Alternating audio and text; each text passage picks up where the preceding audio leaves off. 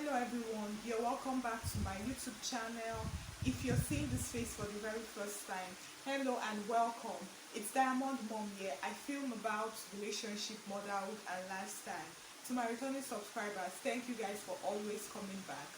So we are still in the spirit of postpartum, and in this video I will be sharing some costly newborn mistakes that you should try to avoid by all means.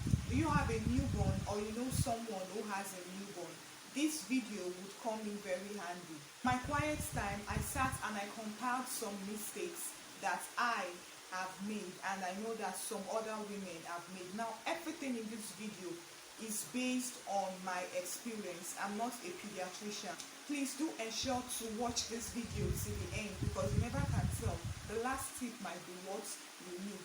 And also please subscribe to my YouTube channel if you have not subscribed by now. So let's dive right into the video. For the first mistake, like the first costly mistake, this one I feel is very, very important. I made that mistake with my first child, is overlooking your child's body, overlooking your baby's body. Now, as we all know, babies cannot express themselves. They cannot talk. They cannot tell you when they are feeling headache or when they have any pain or when they are feeling any discomfort whatsoever. Their only means of expression is crying, and they can cry for any reason. They can cry when they are hungry, when their diaper is full, and for any other reason that you can name. But being humans, they also experience pain, they experience discomfort, they can fall sick and so on. And there is no other way that babies can show that they are sick or that they are in need of any medical attention apart from having fever.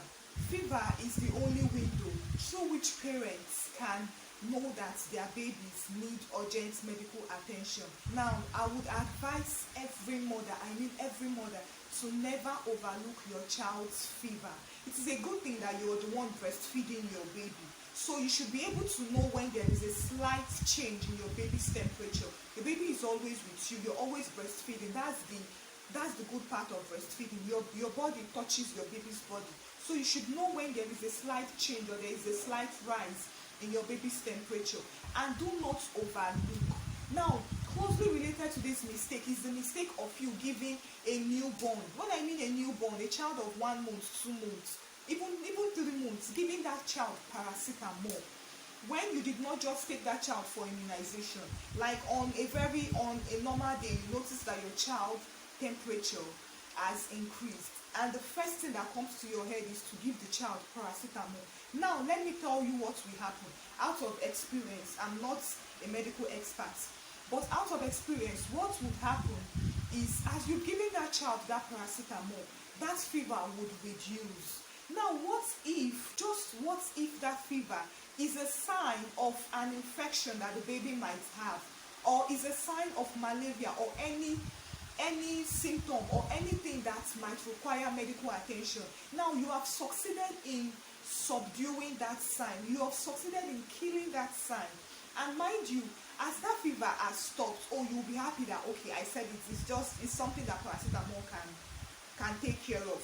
The next time that fever would come up, it would be very serious. One, because if the child has malaria or let's say sepsis, because this sepsis infection is very common amongst many babies, and the only sign for you to know that a child has sepsis is through fever.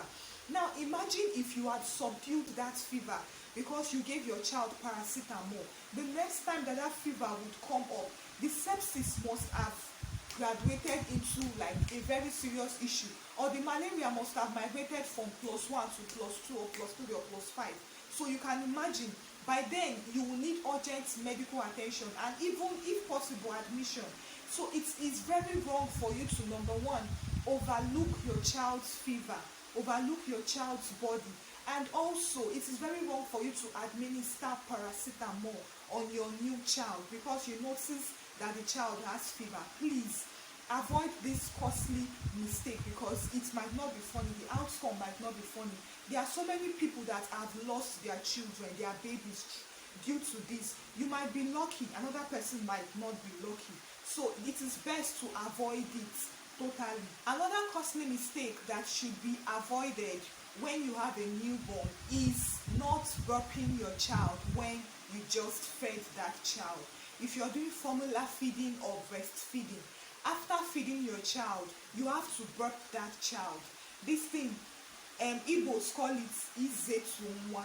After breastfeeding your child, you don't just lay your child on the bed, because the child digestive system is not matured enough to do the digesting by itself. So it needs you to be able to rub the child's back. There are so many methods to this. You can hold the child on your shoulder, you can place the child on your lap, you can hold the child in a sitting position, but just make sure that you burp your child. And the way to know that you have successfully done that is when the child lets out a loud belch. Then you know that, okay, the food has come down. Because if you do this mistake of not burping your child and you lay that child down, mind you, that child is going to throw up. And this can lead to like panic, to the wrong panic. Because I had an experience with this with my first child. You know, this in the midnight when you'll be so tired, you just breastfed your child, and the last thing on your mind is to start sitting down again for another 2 to 3 minutes, burping a child. So I breastfed my baby that night, and I put him in his bed to sleep. Like immediately I finished breastfeeding him, I just rubbed small. I did not even wait to know if he has belched or what. I just placed him in his bed. In 30 minutes time, like I had slept, in 30 minutes I started hearing some like a little sound from the baby's side of the bed, and I went and saw that foam was coming out of his mouth and of his nose. Now that was my first experience being a mother. That was my first time with a newborn. So the only thing that came to my mind was, Jesus, what is this? Like, is he sick? Is he convulsing or something? It did not occur to me that it was because I didn't burp him properly. Do you know that we had to go to the hospital by that time of the night, around 1, 2, we had to rush to the hospital because I didn't want to take any chances. I don't know why my newborn would be bringing out foam from his nose and from his mouth. On getting to the hospital, the doctor checked his chest to know if it is clear and so on. And then he noticed that there was nothing wrong. Then he asked me, did I just feed this baby before he slept? I said yes. He asked if I burped the baby, and I said yes. But he said that I did not successfully burp the baby. That this thing that I noticed coming out of his mouth, and they were just breast milk. So imagine me going through all those stress, because we spent more than 1 hour going to the hospital, coming back, and all those stuff. That would have been prevented if I had just sacrificed just 5 minutes to successfully burp my child. So please don't do this mistake, because another one, there are some children that might not be lucky. The breast milk would enter into the wrong place, the wrong direction. You know, with babies, you cannot be so careful. Their body is so tender, is so delicate, so anything can go wrong at the slightest snap of the finger. So please don't commit this mistake. Always burp your baby properly after feed. Now another mistake that is very common, this one is for first time moms, listening to every advice from every Tom, Dick and Harry, because you feel that this person is an experienced mother, the person has 1, 2, 3, 4, 5 children, or the person is a grandma, the person is this, and then you feel that any advice that comes from that woman, you have to take it.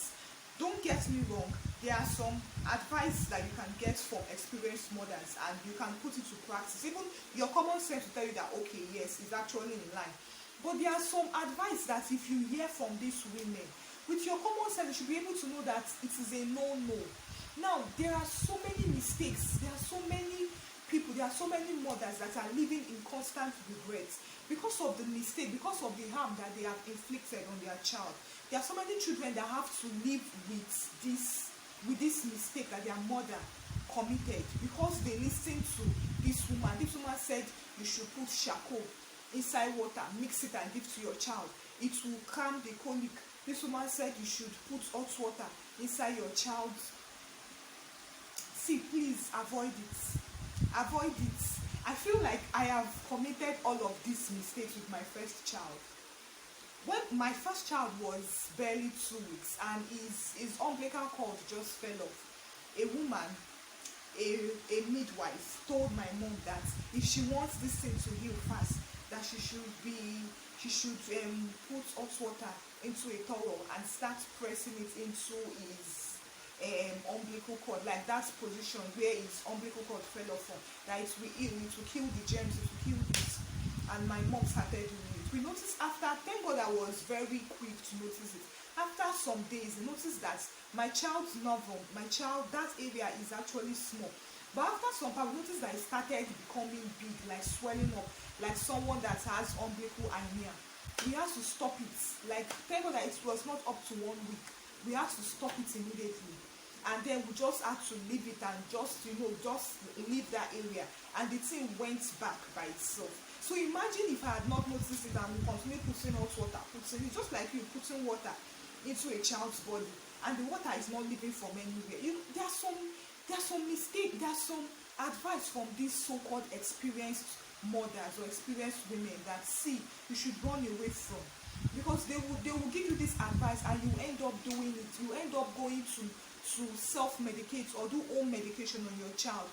If anything goes wrong, they will not take the blame. Yes, they will tell you, hey, they will tell you, sorry, hey, I did not know, but for my child, I did it for my child now. How come? Why is your own different? So the best thing is to avoid any, just when they give you the advice, because it will be rude for you to shun them. Just, okay, thank you, ma, I've heard. But you're the one, it's your child. You know how you suffer to get that child. If there's anything that you're confused about, you can easily go to the hospital and confirm from the nurses, from the pediatrician, and they will be sure, they will be happy, they will be willing to give you advice that would not jeopardize your child's health or something. So please don't make this mistake, because it can even cost the child's life in the long run. Moving on, another costly mistake that you should try and avoid when you're taking care, when you have a newborn, is going for your immunization at the wrong time. Yes, you heard me. You can actually go for immunization and it will be at the wrong time.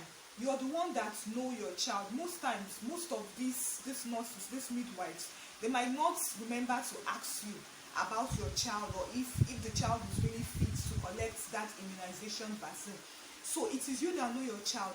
Now, I'm not talking about those sets of women that would purposely not take their child for immunization because they don't want the child to run fever, or because they feel that it is painful. Please, I'm sure you're not in that category. You know the importance of immunization, right? The importance outweighs that temporal pain or that temporal fever that the child might develop from it. So I'm not addressing those ones. What I'm addressing is you taking your child at the wrong time. You should know that when your child is running a fever, that you're not meant to immunize your child at that point in time. The nurses would tell you. Now, because that fever might be a sign that they have infection or they have malaria, and you cannot immunize a child that is sick.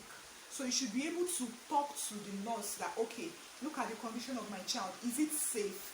They would now tell you, okay, since it's a minor fever, or is this or is that, okay, come back next week after treating this child, or it's nothing to bother about, we can give him the immunization. Or when your child is on antibiotics, yes. I just found out about this one, like with this my current child. A child that is on antibiotics cannot be given immunization vaccine.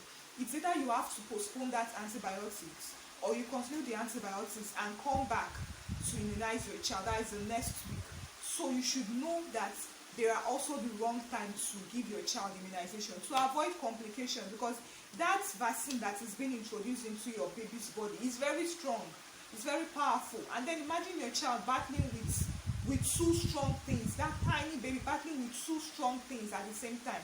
So you don't want to cause any complication or any problems for your baby. So please also watch out for this. For the last mistake that I feel you should not commit, like it's a very costly mistake, and it can affect the child, it can affect that child even as the child grows up. This one is very important.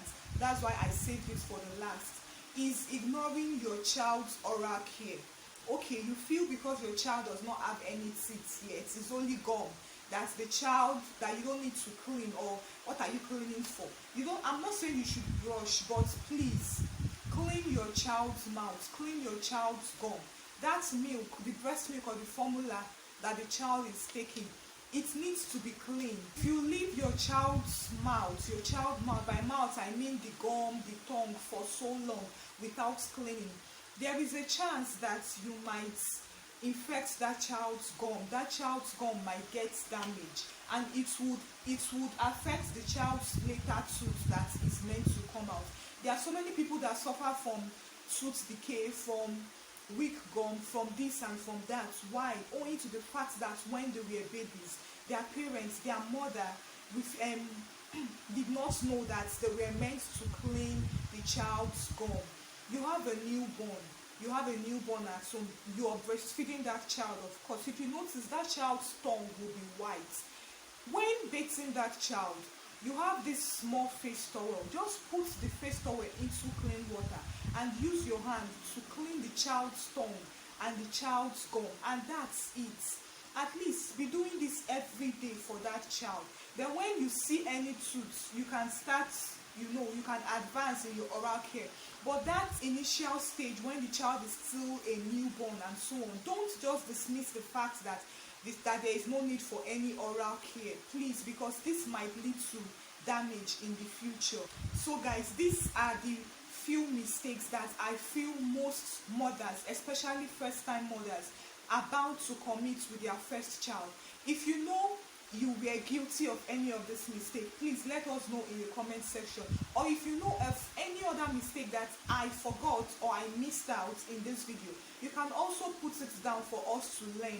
We learn by sharing. At least you can save a new mom, or someone that has committed this mistake, or somebody that is bound to commit this mistake. So we learn by sharing. And also, if you know you like this video, please give this video a thumbs up, and don't forget to subscribe to my channel. Also, do well to share these videos to so many mothers around you. If you know that mother that I just put to bed, or a potential mother, the pregnant women that you know, your friends, your colleagues, your sisters, your wives, your aunties, please share this video to them, and they will be grateful that you did this for them. So thank you guys for watching, and hopefully I'll see you guys in the next one. Bye for now.